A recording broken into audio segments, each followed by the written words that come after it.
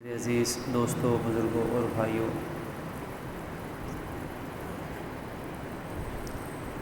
سورہ حجرات قرآن مجید کی مشہور سورت ہے۔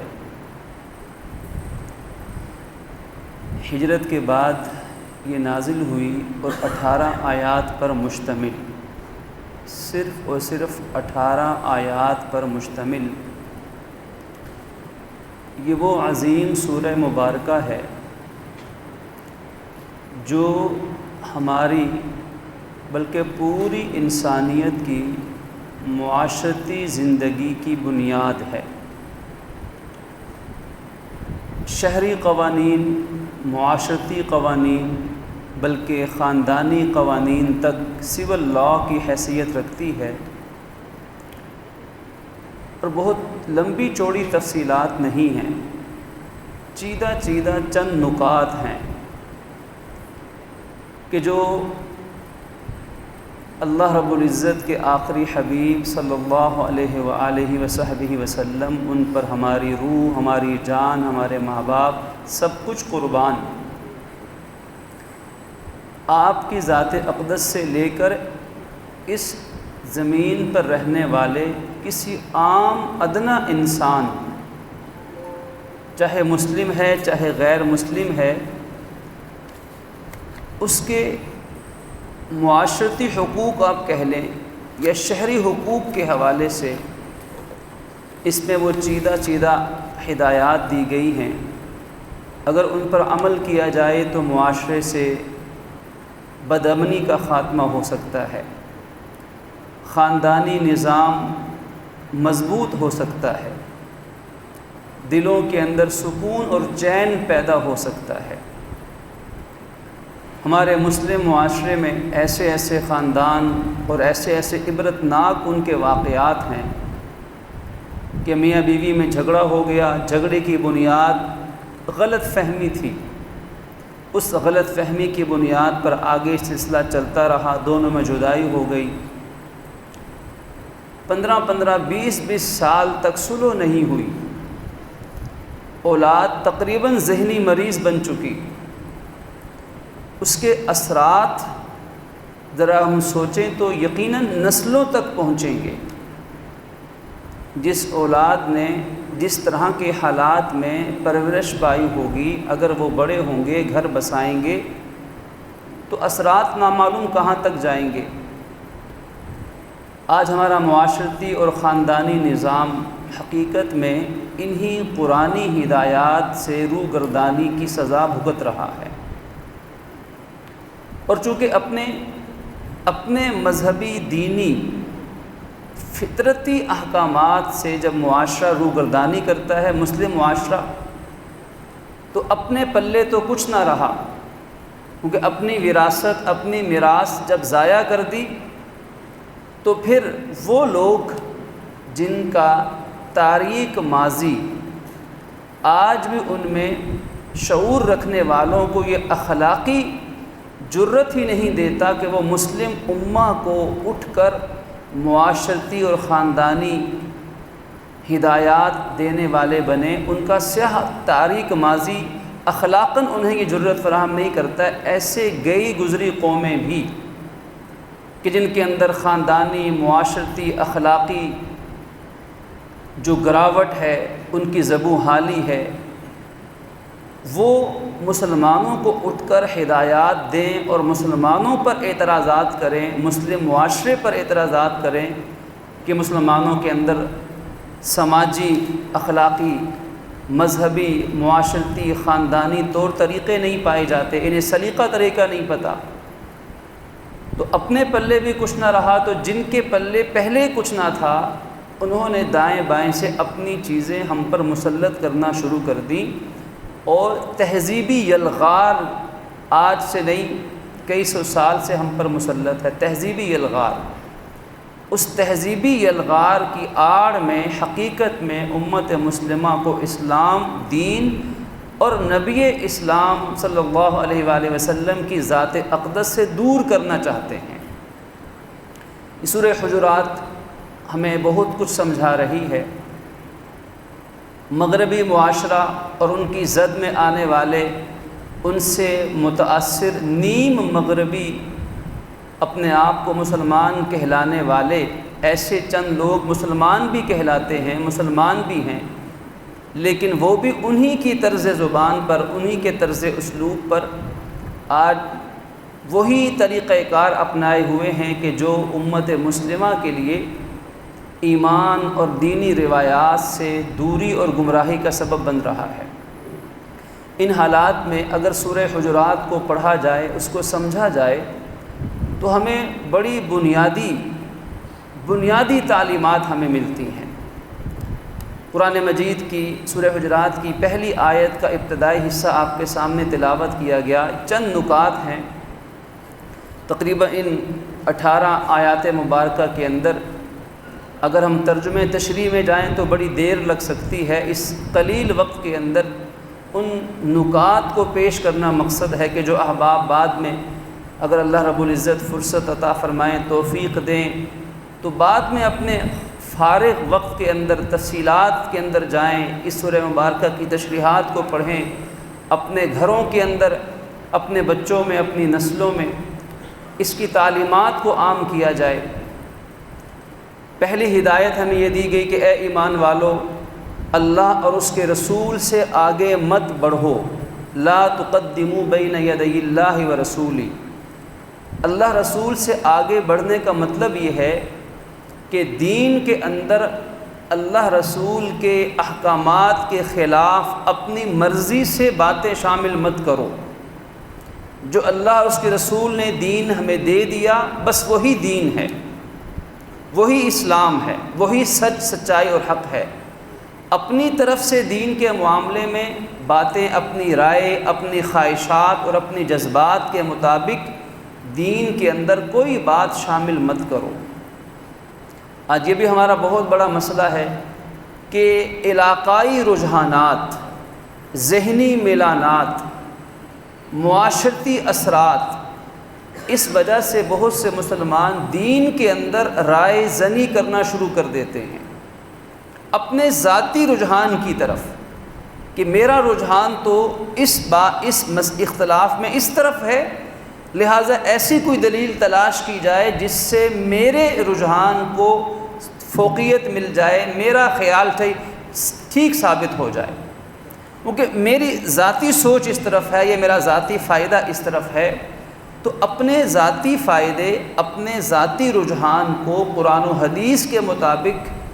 ڈھالنا چاہیے، نہ کہ قرآن و حدیث کو اپنے خواہشات، جذبات اور اعتقادات کے مطابق قرآن کو بدلا جائے۔ فرمایا اللہ رسول سے آگے مت بڑھو، جو اللہ رسول نے دین دے دیا بس وہی دین ہے۔ دوسری ہدایت دی واتقوا اللہ، اور اللہ سے ڈرتے رہو۔ یہ تقوی ہی ساری نیکیوں کی بنیاد ہے، ساری سچائیوں کا سرچشمہ ہے، ہدایت کا منبع ہے، اور سارے برائیوں سے بچنے کا پہلا اور بنیادی نقطہ تقوی ہی تو ہے۔ اگر ایک انسان کے دل میں خوف خدا نہیں، تقوی نہیں، فکر آخرت نہیں،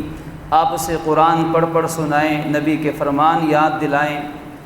قبر اور حشر کی باتیں کریں، یہ سب چیزیں اس کو بور کر دیں گی، اکتا دیں گی،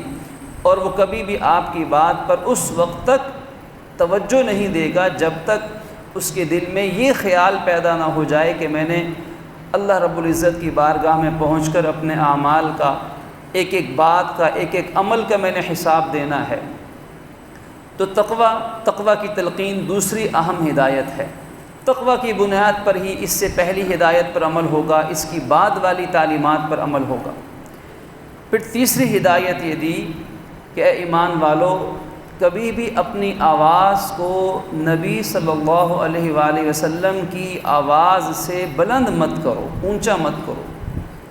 بارگاہ نبوت میں حاضری کا شرف مل جائے، یہی بڑی چیز ہے۔ اس لیے ایسا نہ ہو کہ بارگاہ نبوت کے آداب سے تہی دامن ہو کر اونچی اونچی آواز میں بولنے لگ جاؤ۔ تو بارگاہ نبوت میں یہ ادب اس وقت بھی تھا جس وقت یہ قرآن نازل ہوا، اور پوری امت کا، علماء کا اتفاق ہے کہ یہی حکم آج بھی ہے۔ اگر کوئی بارگاہ رسالت میں روضہ اقدس پر اس عظیم بارگاہ میں حاضر ہوتا ہے تو وہاں فرض ہے کہ اپنی آوازوں کو آہستہ رکھا جائے، پست رکھا جائے، دھیمے لہجے میں بات کی جائے۔ وہاں چیخنا، چلانا، جھگڑا کرنا، بحث مباحثہ کرنا، تکرار پر آ جانا، تلخ کلامی کرنا، یہ وہ عمل بد ہے جس کی وجہ سے قرآن کہتا ہے کہ تمہارے بڑے بڑے نیک اعمال، چاہے وہ پہاڑ جتنے ہی بڑے کیوں نہ ہوں، مفہوم یہ نکلتا ہے وہ سارے اعمال ضائع اور برباد ہیں۔ کہ اتنی سی بات بھی اللہ رب العزت کو اللہ کے نبی کی شان اقدس میں کمی کی گوارا نہیں ہے کہ حضور کی موجودگی میں کون ان سے بڑا بن سکتا ہے جو ان سے زیادہ اپنی آواز کو ان کی آواز سے اونچا کرے۔ یہ کسی کے مجال نہیں، کسی کا حق نہیں ہے۔ اور ایک لمحے میں اگر اس ہم سبق کو سمجھ چکے جیسے کہ جانتے ہیں تو ذرا اس بات پر توجہ کیجئے کہ اگر اللہ عز و جل کو اپنے نبی کی شان میں اتنی سی بے ادبی جو بظاہر چھوٹی ہے لیکن اللہ کی بارگاہ میں بہت بڑی ہے، اگر خالق کو یہ بھی گوارا نہیں اور قرآن میں اس کا حکم دے دیا کہ آوازوں کو پست کرو، تو نبی پاک صلی اللہ علیہ وسلم کی ذات اقدس پر کیچڑ اچھالنا معاذ اللہ، نعوذ باللہ من ذالک، آپ کی زندگی کے اعمال پر اعتراضات کرنا، آپ کے دیے ہوئے حکموں کے اندر نکتہ چینیاں کرنا، پھر اس کا تو وہی علاج ہے جو شمشیر فاروقی نے کیا تھا کہ دو شخص حضرت عمر فاروق کے گھر پہنچے، ایک شخص بظاہر مسلمان لیکن حقیقت میں منافق تھا، دوسرا غیر مسلم تھا۔ اب بظاہر مسلمان نے حضرت عمر فاروق سے عرض کیا کہ دیکھیں عمر فاروق، آپ تو بڑے عادل ہیں، حق کو پہچانتے ہیں، غلط فیصلہ نہیں کرتے ہیں، یہ غیر مسلم ہے، اس سے میرا اختلاف ہو گیا ہے،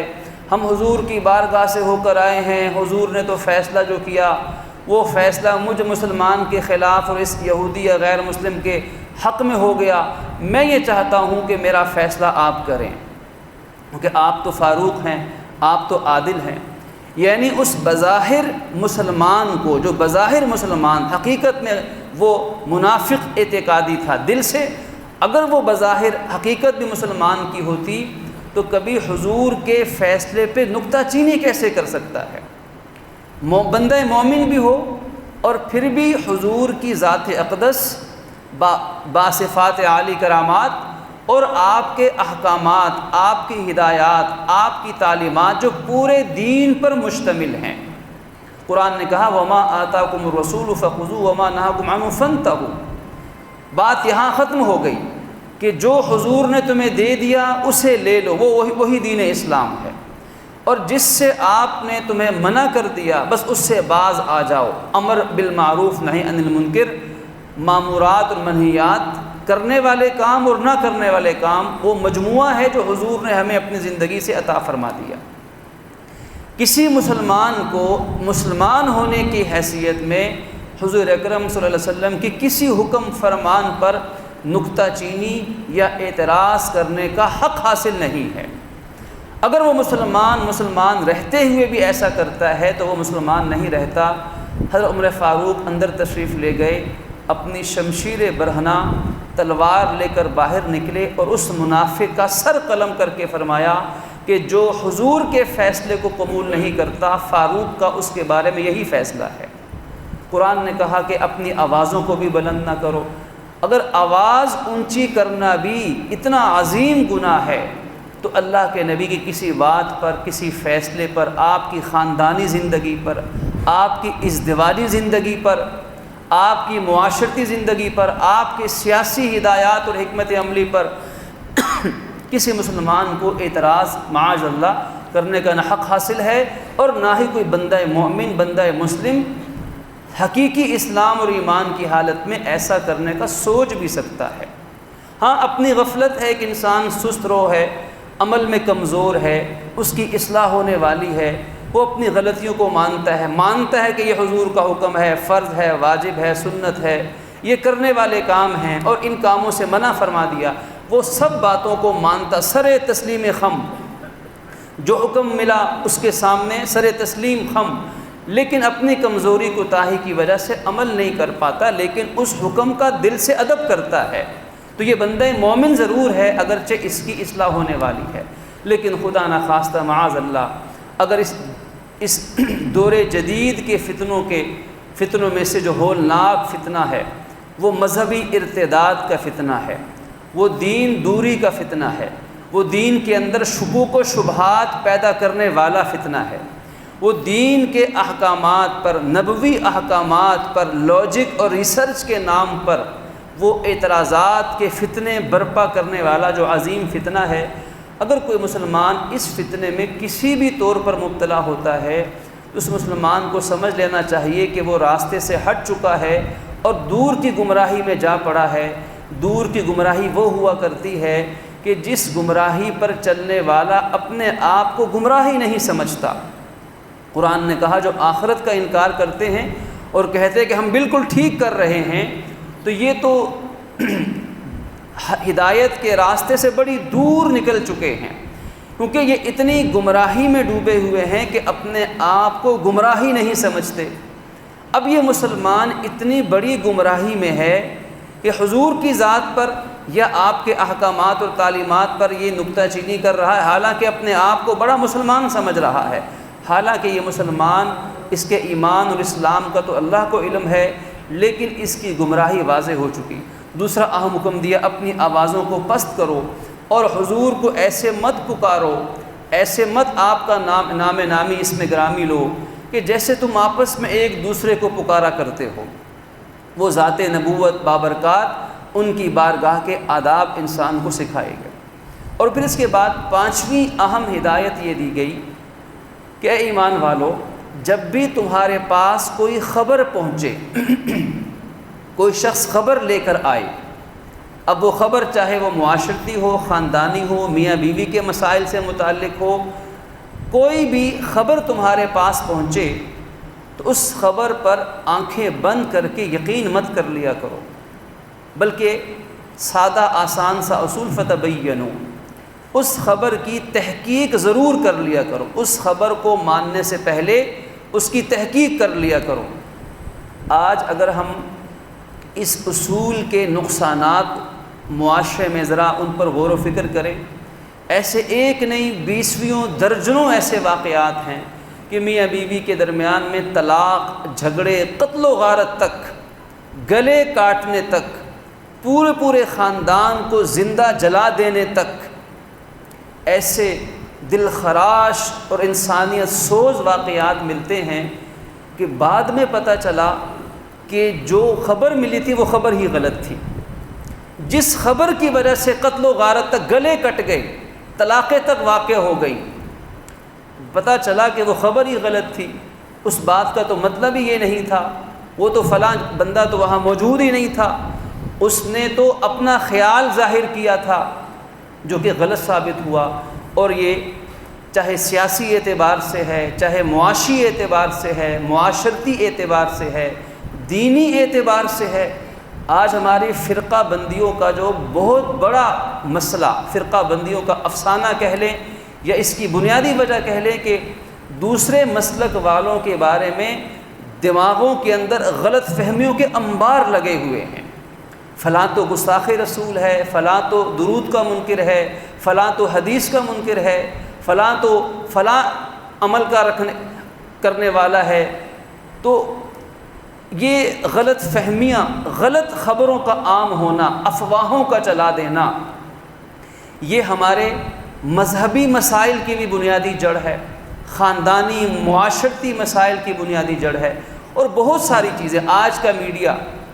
اور ہمیں میڈیا کی اہمیت سے انکار نہیں ہے،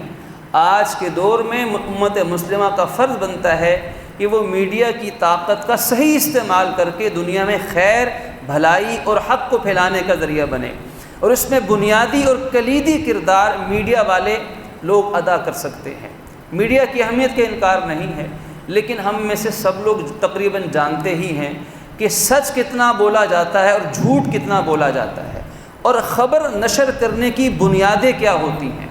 خبر کے الفاظ کا چناؤ کیوں اور کیسے کی بنیاد پر کیا جاتا ہے، کیونکہ تفصیلات کا وقت نہیں ہے۔ قرآن نے ہمیں اصول یہ دیا، بندہ مومن کا یہ فرض ہے کہ وہ ہر خبر کی اپنے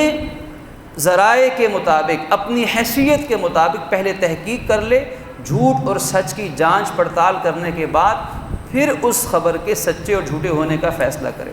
حکم دیا کہ تم پہلے اس کی تحقیق کر لو، ایسا نہ ہو کہ تمہیں بعد میں شرمندگی اٹھانی پڑے۔ جب بغیر تحقیق کے باتوں کو مانا جائے گا، آگے پھیلایا جائے گا، تو شرمندگی، افسوس، ناکامی کے سوا کچھ نہیں ملے گا۔ قرآن پاک نے صدیوں پہلے ہمیں یہ ہدایت عطا فرما دی، اور پھر فرمایا کہ اللہ نے صحابہ کرام کے دلوں کو ایمان سے مزین فرما دیا، اور ان سے کفر اور ظاہری گناہ اور باطنی بیماریوں کو دور فرما دیا۔ گویا کہ ہمیں یہ عقیدہ دیا گیا کہ صحابہ کرام رضی اللہ تعالی عنہم ہمیں یہ عقیدہ رکھنا ہے کہ تمام صحابہ سے اللہ راضی ہو چکا ہے، ہوگا نہیں، ہو چکا ہے۔ میرے اور آپ کے بارے میں ابھی یہ فیصلہ ہم یقیناً نہیں کہہ سکتے کہ مجھ سے اور آپ سے اللہ راضی ہو گیا، چاہے بڑے حاجی نمازی بن جائیں، لیکن فیصلہ قطعی ہمارے پاس نہیں ہے۔ یہ تو مرنے کے موت پر یا موت کے بعد پتہ چلے گا، لیکن صحابہ کرام وہ نفوس قدسیہ، وہ مقدس جماعت کہ جن کے بارے میں اللہ نے اپنی رضامندی کا فیصلہ ایک نہیں قرآن پاک میں 20 جگہ فرمایا ہے۔ اس لیے ہمارا ایمان اور عقیدہ بغیر کسی تفریق کے، ہم ان میں کوئی تفریق، کوئی فرق نہیں کرتے، کوئی فرق نہیں ہوگا، بغیر تفریق کے اور بغیر استثناء کے، اور غیر مشروط عقیدہ، کوئی شرط اس میں عائد نہیں ہوگی۔ ہمیں غیر مشروط ایمان اور عقیدہ بتایا جا رہا ہے قرآن سے کہ ان کے بارے میں یہ عقیدہ رکھو کہ اللہ ان سے راضی ہو چکا، اور اللہ راضی اسی لیے ہوا کہ اللہ نے ان کے دلوں میں ایمان پیوست جذب فرما دیا، اور ان کی ظاہری باطنی اگر کوئی کمی کوتاہی تھی بھی تو اللہ نے اس کو دور فرما دیا، اللہ نے اس کا ازالہ فرما دیا۔ اگر ان سے کسی سے کوئی خطائے اجتہادی ہوئی بھی تو اللہ نے اس کو دور فرما دیا۔ یعنی اگر ہم مزید گہرائی میں جائیں تو ہمیں اپنے بڑوں پر اعتماد سکھایا جا رہا ہے، اپنے اسلاف امت پر، اپنے اکابرین امت پر ہمیں اعتماد سکھایا جا رہا ہے کہ اپنے بڑوں کا احترام کرنا سیکھو۔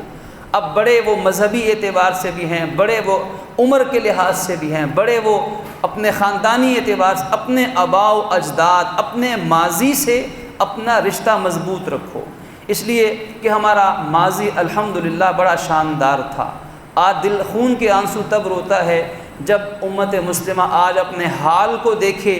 اور پھر اپنے ماضی پر نظریں دوڑائے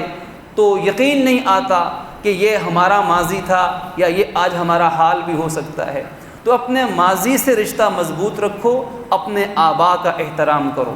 پھر اس کے بعد پروردگار عالم نے حکم دیا کہ اگر دو مسلمانوں کی آپس میں لڑائی ہو جائے، چاہے وہ دو جماعتیں ہی ہوں، تو اب ہمارا فرض کیا ہوگا کہ محض ان کی لڑائی کا تماشا نہ دیکھا جائے۔ دو مسلمان لڑ پڑے ہیں، یا دو خاندان ہیں، یا دو جماعتیں ہیں، ہمارا فرض ہے کہ فَأَصْلِحُوا، ہم نے ان کے درمیان میں صلح کروانے کی جو اپنے بس میں ہے اتنی کوشش کی جائے۔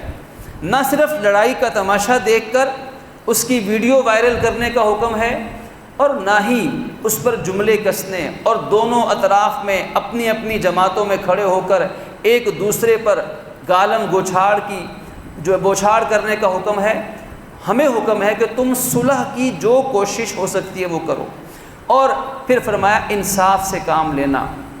اللہ انصاف کرنے والوں کو پسند کرتا ہے، کیونکہ وہ خود بڑا انصاف کرنے والا ہے۔ اللہ ظالم کو ناپسند کرتا ہے، ظلم کو معاف نہیں کرتا، اور ظلم روز قیامت اندھیروں کی صورت میں ہوگا۔ اور فرمایا ایمان والو، اپنا رشتہ کبھی مت بھولنا۔ آج اے کاش یہ رشتہ ہمیں تمام رشتوں سے زیادہ یاد رہتا، ہمارے دلوں کے اندر جذب ہو جاتا،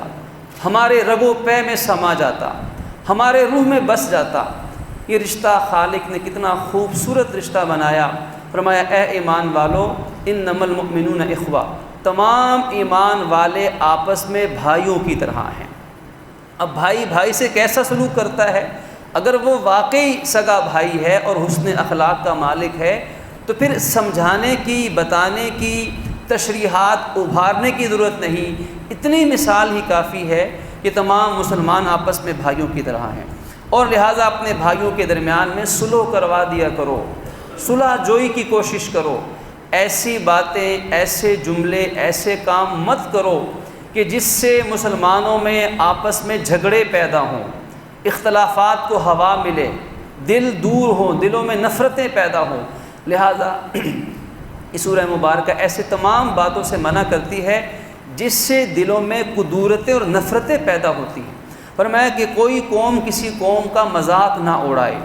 کیونکہ ہو سکتا ہے کہ جس کا وہ مذاق اڑا رہے ہیں وہ ان سے بہتر ہوں۔ اب ہم بہتر ہیں یا وہ بہتر ہیں، اس کا فیصلہ تو اللہ نے کرنا ہے، یہ تو خالق کا کام ہے، بہتر اور افضل کون ہے۔ تو اس لیے کسی قوم کا مذاق نہ مت اڑاؤ، چاہے وہ پٹھان ہے، سندھی ہے، بلوچی ہے، سرائکی ہے، پنجابی ہے، عرب ہے، عجم ہے، کسی قوم کا مذاق مت اڑاؤ، کسی قوم کو تضحیک کا نشانہ مت بناؤ، اور کسی کو طعنہ مت دو۔ قرآن میں فرمایا کہ طعنہ دینے والے کے لیے ویل ہے۔ ویل کا مطلب ویل لکل ہمزۃ لمزہ، ویل جہنم کی وہ خطرناک وادی کا نام ہے، ایک روایت کے مطابق، ایک قول کے مطابق، کہ جس خطرناک جہنم کی وادی سے خود جہنم بھی پناہ مانگتی ہے کہ یا اللہ مجھے میری اس وادی سے بچا لینا، کہ وہ ایسی ہولناک وادی ہے کہ جو جہنم کو بھی جلا کے نہ رکھ دے۔ عام سمجھانے کے لیے یہ بات عرض کی جا رہی ہے کہ ایسی ہولناک، اور اس جہنم کی ہولناک وادی میں کس کو پھینکا جائے گا؟ جو طانے مارنے والا ہو، ملامت کرنے والا ہو۔ اب طانے بازی، یہ نیزہ بازی سے زیادہ خطرناک عمل، کہ طعنہ نوکیلی چیز کو کہا جاتا ہے۔ اب طعن چاہے وہ سیاسی طعنے ہوں، مذہبی طعنے ہوں، خاندانی طعنے ہوں،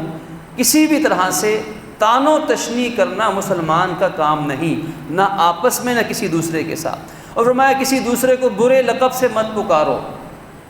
ہمیں ادب سکھایا گیا، تمیز کا دائرہ بتایا گیا کہ بڑے سے بڑا ہی تمہارا سیاسی مذہبی کوئی مخالف نہ سامنے آ جائے تو کسی کو برے لقب سے مت پکارو۔ آج